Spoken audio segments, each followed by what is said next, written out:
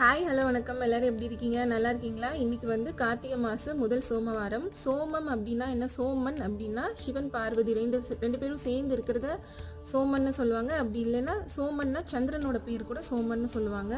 திங்கக்கிழமையும் சோமவாரம்னு சொல்லுவாங்க. இன்னைக்கு விரதம் இருந்தோம் அப்படின்னா சிவன் பார்வதியோட அருள் நமக்கு கிடைக்கும். ஏன்னா சந்திர பகவான் வந்து விரதம் இருந்தாங்க அவங்க மனைவி ரோகிணியோட சேர்ந்து.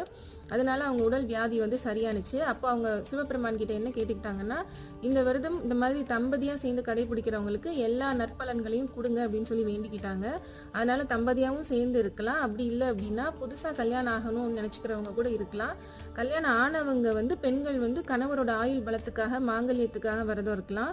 வியாதி இருக்கிறவங்க கூட விரதம் இருக்கலாம். மனநிலை ஒரு மாதிரி பாதிக்கப்பட்டிருக்குங்கிறவங்களும் இந்த விரதம் இருக்கலாம். எல்லாருக்குமே இது சரியாகும். இந்த அன்னைக்கு சிவன் பார்வதியை நினைச்சு நம்ம விரதத்தை ஸ்டார்ட் பண்ணி 1 இயர் இல்லை 12 இயர் இல்லை வாழ்நாள் முழுவதும் இருக்கலாம். பாய், தேங்க்யூ.